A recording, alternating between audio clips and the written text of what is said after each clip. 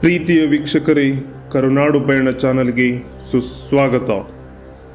ವೀಕ್ಷಕರೇ, ಒಂದು ಪ್ರಶ್ನೆಯನ್ನು ಕೇಳುತ್ತೇನೆ. ಈ ಭೂಮಿಯಲ್ಲಿ 190ಕ್ಕಿಂತ ಹೆಚ್ಚು ದೇಶಗಳಿವೆ. ಆದರೆ ಒಂದು ದೇಶದ ಹೆಸರು ಕೇಳಿದ ತಕ್ಷಣ ಪ್ರೆಸಿಡೆಂಟ್ಗಳು ಮೌನರಾಗುತ್ತಾರೆ. ಸೇನೆಗಳು ಎಚ್ಚರಿಕೆಯಲ್ಲಿ ನಿಲ್ಲುತ್ತವೆ. ಆರ್ಥಿಕ ಮಾರುಕಟ್ಟೆಗಳು ಕುಸಿಯುತ್ತವೆ. ಯಾಕೆ ಹೀಗೆ? ಹಾಗಾದರೆ ಆ ದೇಶ ಯಾವುದು? ವೀಕ್ಷಕರೇ, ಅದೇ ಅಮೆರಿಕ ಸಂಯುಕ್ತ ಸಂಸ್ಥಾನ, ಯುನೈಟೆಡ್ ಸ್ಟೇಟ್ಸ್ ಆಫ್ ಅಮೆರಿಕಾ. ಇದು ಕೇವಲ ಒಂದು ದೇಶವೇ ಅಥವಾ ಜಗತ್ತನ್ನು ಕಾಣದಂತೆ ನಿಯಂತ್ರಿಸುವ ಶಕ್ತಿಯೇ ಎಂಬ ಪ್ರಶ್ನೆಗಳು ಹುಟ್ಟುತ್ತವೆ. ಇಂದು ನಾವು ಬಹಿರಂಗಪಡಿಸೋದು ಯಾಕೆ ಬಹುತೇಕ ದೇಶಗಳು ಅಮೆರಿಕದಿಂದ ಭಯಪಡುತ್ತವೆ ಎಂದು. ಈ ಕಾರಣವನ್ನು ನೀವು ತಿಳಿದರೆ ಅಚ್ಚರಿಗೊಳ್ಳುತ್ತೀರಿ. ಹಾಗಾದರೆ ಕೊನೆಯವರೆಗೂ ವಿಡಿಯೋವನ್ನು ನೋಡಿ. ನಿಮಗೆ ಬಹಳಷ್ಟು ಪ್ರಶ್ನೆಗಳು ಹುಟ್ಟುತ್ತವೆ. ಅಮೆರಿಕ ಶಕ್ತಿಯ ಆರಂಭ. ವೀಕ್ಷಕರೇ, ಅಮೆರಿಕ ಯಾವಾಗ ಜಗತ್ತಿನ ಶಕ್ತಿಶಾಲಿಯಾಯಿತು ಎಂಬ ಪ್ರಶ್ನೆ ಹುಟ್ಟುತ್ತದೆ. ಹಾಗಾದರೆ ಈ ಪ್ರಶ್ನೆಗೆ ನಾವು ಉತ್ತರವನ್ನು ಹುಡುಕುತ್ತಾ ಹೋದರೆ ನಮಗೆ ನೆನಪಾಗೋದು ಎರಡನೇ ವಿಶ್ವಯುದ್ಧ. ಈ ಎರಡನೇ ವಿಶ್ವಯುದ್ಧದ ನಂತರ ಯುರೋಪ್ ಸಂಪೂರ್ಣವಾಗಿ ನಾಶವಾಗಿತ್ತು ಹಾಗೂ ಏಷ್ಯಾದಲ್ಲಿ ದುರ್ಬಲವಾದಂತಹ ಆರ್ಥಿಕ ಸ್ಥಿತಿ ಮತ್ತು ಬಡತನ. ಆದರೆ ಅಮೆರಿಕ ಆರ್ಥಿಕವಾಗಿ ಬಲಿಷ್ಠ ಮತ್ತು ಸೈನಿಕವಾಗಿ ಬಹಳಷ್ಟು ಪ್ರಾಬಲ್ಯವನ್ನು ಹೊಂದಿತ್ತು. ಯುದ್ಧದ ನಂತರ ಅಮೆರಿಕ ತನ್ನನ್ನು ಕೇವಲ ದೇಶವಾಗಿ ಅಲ್ಲ, ಜಗತ್ತಿನ ನಾಯಕನಾಗಿ ಘೋಷಿಸಿತು.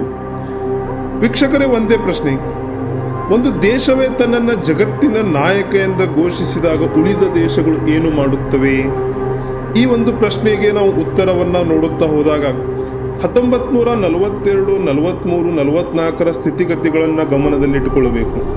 ಆ ಸಂದರ್ಭದಲ್ಲಿ ಜಗತ್ತಿನ ಶಕ್ತಿಶಾಲಿ ರಾಷ್ಟ್ರಗಳಾದಂತಹ ಬ್ರಿಟನ್, ಜರ್ಮನಿ, ಜಪಾನ್ ಯುದ್ಧದ ನಂತರ ಆರ್ಥಿಕ ಸ್ಥಿತಿಗತಿಗಳು ಮತ್ತು ಸೈನಿಕ ಸ್ಥಿತಿಗತಿಗಳು ಬಹಳಷ್ಟು ಕುಸಿತವನ್ನು ಹೊಂದಿದ್ದವು. ಹೀಗಾಗಿ ಈ ಎಲ್ಲ ದೇಶಗಳಿಗೂ ಸಹಾಯಕನಾಗಿ ನಿಂತಿದ್ದೇ ಈ ಅಮೆರಿಕ. ಹೀಗಾಗಿ ಅಂದಿನಿಂದಲೂ ಇಂದಿನವರೆಗೆ ಬಹಳಷ್ಟು ದೇಶಗಳ ಮೇಲೆ ಪ್ರಭಾವವನ್ನು ಅಮೆರಿಕ ಬೀರುತ್ತಿದೆ ಮತ್ತು ಜಗತ್ತಿನ ದೊಡ್ಡಣ್ಣನ ರೀತಿಯಾಗಿ ತನ್ನ ವರ್ತನೆಯನ್ನು ತೋರಿಸುತ್ತಾ ಇದೆ. ಸೇನಾ ಶಕ್ತಿ, ಜಗತ್ತಿನ ಪೊಲೀಸ್. ವೀಕ್ಷಕರೇ, ಅಮೆರಿಕದ ಶಕ್ತಿಯನ್ನು ನಾವು ನೋಡಬೇಕಾದರೆ ಅಮೆರಿಕದ ಬಳಿ ಎಷ್ಟು ಸೇನಾ ನೆಲೆಗಳಿವೆ ಎಂಬ ವಿಷಯವನ್ನು ನಾವು ನೋಡಬೇಕು. 80ಕ್ಕಿಂತ ಹೆಚ್ಚು ದೇಶಗಳಲ್ಲಿ ಸುಮಾರು 700ಕ್ಕೂ ಹೆಚ್ಚು ಸೇನಾ ನೆಲೆಗಳನ್ನು ನಾವು ನೋಡಬಹುದು. ಒಂದು ಪ್ರಶ್ನೆ, ನಿಮ್ಮ ನೆಲದಲ್ಲಿ ಮತ್ತೊಂದು ದೇಶದ ಸೇನೆ ಇದ್ದರೆ ನೀವು ನಿಜವಾಗಿಯೂ ಸ್ವತಂತ್ರರಾ? ವೀಕ್ಷಕರೇ, ನೀವು ಯುರೋಪ್ ಮತ್ತು ಮಿಡಲ್ ಈಸ್ಟ್ ದೇಶಗಳಲ್ಲಿ ಅಮೆರಿಕದ ಸೈನಿಕ ಶಕ್ತಿಯ ಪ್ರಭಾವವನ್ನು ನೀವು ಗಮನಿಸಿರಬಹುದು ಮತ್ತು ಸೇನಾ ನೆಲೆಗಳನ್ನು ಸಹ ನೀವು ನ್ಯೂಸ್ಗಳಲ್ಲಿ, ಪತ್ರಿಕೆಗಳಲ್ಲಿ ಓದಿರಬಹುದು. ಯಾವ ರೀತಿಯಾಗಿ ಬೇರೆ ದೇಶಗಳಲ್ಲಿ ತನ್ನ ಸೈನಿಕವಾದಂತಹ ಶಕ್ತಿಯನ್ನು ಹೊಂದಿದೆ ಮತ್ತು ಸೇನಾ ನೆಲೆಗಳನ್ನು ಹೊಂದಿದೆ ಎಂದು. ನಿಮ್ಮ ನೆಲದಲ್ಲಿ ಮತ್ತೊಂದು ದೇಶದ ಸೇನೆ ಇದ್ದರೆ ನೀವು ನಿಜವಾಗಿಯೂ ಸ್ವಾತಂತ್ರ್ಯರಾ ಎಂಬ ಪ್ರಶ್ನೆ ಹುಟ್ಟುತ್ತದೆ. ಇರಾಕ್, ಅಫ್ಘಾನಿಸ್ತಾನ್, ಲಿಬಿಯಾ ಈ ಅನೇಕ ದೇಶಗಳಲ್ಲಿ ಅಮೆರಿಕ ತನ್ನ ಸೇನೆಯನ್ನು ನುಗ್ಗಿಸಿ ವಾರ್ಗಳನ್ನು ಮಾಡಿದೆ ಮತ್ತು ಅಂತರ್ಯುದ್ಧಗಳಲ್ಲಿ ತನ್ನ ಪ್ರಭಾವವನ್ನು ಮೊದಲಿನಿಂದಲೂ ಬೀರಿದೆ. ಹೀಗಾಗಿ ಪ್ರಶ್ನೆ ಒಂದೇ, ಅಮೆರಿಕ ನಿಜವಾಗಿಯೂ ಶಾಂತಿಗಾಗಿ ಬರುತ್ತದೆಯಾ ಅಥವಾ ತನ್ನ ಹಿತಾಸಕ್ತಿಗಾಗಿ ಬರುತ್ತದೆಯಾ? ಈ ಅನುಮಾನವೇ ಬಹಳಷ್ಟು ದೇಶಗಳನ್ನು ಭಯಪಡಿಸುತ್ತದೆ. ಡಾಲರ್, ಕಾಣದ ಆಯುಧ. ಬಾಂಬ್ಗಿಂತ ಹೆಚ್ಚು ಭಯಾನಕ ಆಯುಧ ಒಂದಿದೆ, ಅದೇ ಡಾಲರ್.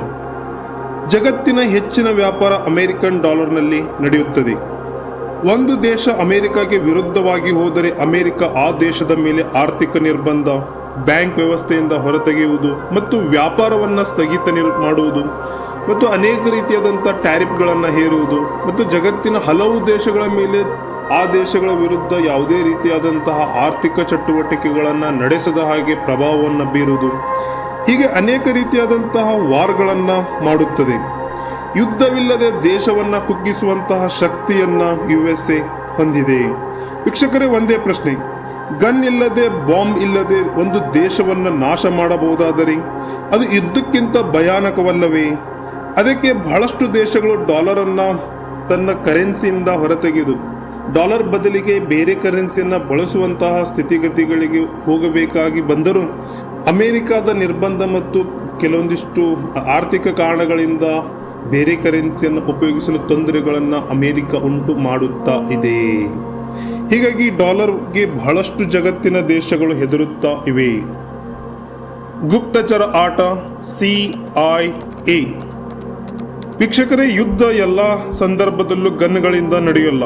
ಕೆಲವೊಮ್ಮೆ ಅದು ನೆರಳಿನಲ್ಲಿ ನಡೆಯುತ್ತದೆ. ಆ ನೆರಳೆ CIA.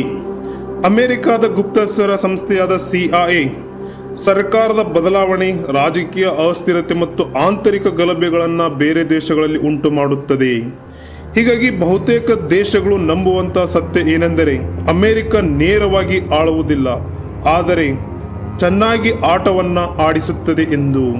ವೀಕ್ಷಕರು, ನೀವು Afghanistan, Libya, Iran, Iraq, Syria ಇಂಥ ಅನೇಕ ದೇಶಗಳಲ್ಲಿ ಗಮನಿಸಿದ್ದಾರೆ ಯಾವ ರೀತಿಯಾಗಿ ಆರ್ಥಿಕ ಬದಲಾವಣೆಗಳನ್ನು ಮತ್ತು ರಾಜಕೀಯ ಅಸ್ಥಿರತೆಗಳನ್ನು ಮತ್ತು ಆಂತರಿಕ ಗಲಭೆಗಳನ್ನು ಮಾಡಿಸುತ್ತಿದೆ ಎಂದು. ಹೀಗಾಗಿ ಬಹಳಷ್ಟು ಪ್ರಭಾವವನ್ನು CIA ಮುಖಾಂತರ USA ಬೇರೆ ದೇಶಗಳಲ್ಲಿ ನಡೆಸುತ್ತಿದೆ. ಮತ್ತು ಇತ್ತೀಚೆಗೆ ಬಾಂಗ್ಲಾದೇಶದಲ್ಲಿನ ಸ್ಥಿತಿಗತಿಗಳಿಗೂ ಕಾರಣಗಳನ್ನು ನಾವು ನೋಡುತ್ತಾ ಹೋದರೆ CIA ಆಟ ಖಂಡಿತವಾಗಿಯೂ ನಾವು ಗಮನಿಸಬಹುದು. ಹೀಗಾಗಿ ಅಮೆರಿಕ ನೇರವಾಗಿ ಆಳುವುದಿಲ್ಲ, ತನ್ನ ಆಟವನ್ನು ಬೇರೆ ದೇಶಗಳಲ್ಲಿ ತನ್ನ ನೆರಳಿನ ಮುಖಾಂತರ ನಡೆಸುತ್ತದೆ. ಇಲ್ಲಿ ಒಂದು ಪ್ರಶ್ನೆ, ನಿಮ್ಮ ಸರ್ಕಾರ ನಿಮ್ಮ ಜನರದ್ದೇ ಆಯ್ಕೆಯೇ ಅಥವಾ ಯಾರೋ ದೂರದಿಂದ ತಳ್ಳುತ್ತಿರುವ ಆಟವೇ ಎಂದು. ಹೀಗಾಗಿ ಬಹಳಷ್ಟು ದೇಶಗಳಲ್ಲಿ ಸರ್ಕಾರಗಳಿದ್ದರೂ ಆ ಸರ್ಕಾರ ಜನರಿಂದ ನಿಯಂತ್ರಣವಾಗದೆ USA ಮುಖಾಂತರ ನಿಯಂತ್ರಣವಾಗಿರುವುದನ್ನು ನಾವು ಗಮನಿಸಬಹುದು. ಮಾಧ್ಯಮ ಮತ್ತು ಕಥಾ ನಿಯಂತ್ರಣ. ವೀಕ್ಷಕರೇ, ಒಂದು ಯುದ್ಧವನ್ನು ಗೆಲ್ಲುವುದು ಕೇವಲ ಗನ್ನಿಂದ ಮಾತ್ರವಲ್ಲ, ಕಥೆಯಿಂದಲೂ ಕೂಡ. ಹಾಲಿವುಡ್, ಅಂತಾರಾಷ್ಟ್ರೀಯ ಮಾಧ್ಯಮ, ಸೋಷಿಯಲ್ ನ್ಯಾರೇಟಿಸಮ್. ಯಾರು ಹೀರೋ, ಯಾರು ವಿಲನ್? ಒಂದು ಪ್ರಶ್ನೆ. ನೀವು ನಂಬುವ ಸತ್ಯ ನಿಜವಾಗಿಯೂ ಸತ್ಯವೇ ಅಥವಾ ಯಾರೋ ಬರೆದಂತಹ ಕಥೆಯೇ? ಒಂದು ದೇಶವನ್ನು ಶತ್ರು ಎಂದು ತೋರಿಸಲು ಒಂದು ಹೆಡ್ಲೈನ್ ಸಾಕು. ಇದು ಒಂದು ಶಕ್ತಿಯ ಮತ್ತೊಂದು ಮುಖ. ನೀವು ಅನೇಕ ರೀತಿಯಾದಂತಹ ಚಿತ್ರಗಳಲ್ಲಿ ಮತ್ತು ಅನೇಕ ರೀತಿಯಾದಂಥ ಡಾಕ್ಯುಮೆಂಟರಿಗಳಲ್ಲಿ ಗಮನಿಸಿದ್ದೀರಿ. USA ಎಲ್ಲ ಕಡೆಯಲ್ಲಿ ಹೀರೋ ಆದರೆ ಅದರ ಶತ್ರು ರಾಷ್ಟ್ರಗಳು ಏನಾಗಿರ್ತಪ್ಪ ಅಂತಂದ್ರೆ ವಿಲನ್ ಸ್ಥಾನದಲ್ಲಿ ನಿಂತಿರುತ್ತವೆ.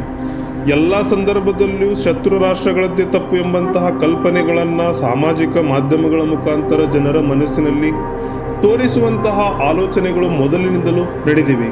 ಹೀಗಾಗಿ ಈ ಸೋಷಿಯಲ್ ಮೀಡಿಯಾದಿಂದ ಅನೇಕ ರಾಷ್ಟ್ರಗಳು ಏನಾಗ್ತಾ ಇದಪ್ಪ ಅಂದ್ರೆ ಭಯವನ್ನು ಪಡ್ತಾ ಇದ್ದಾವೆ.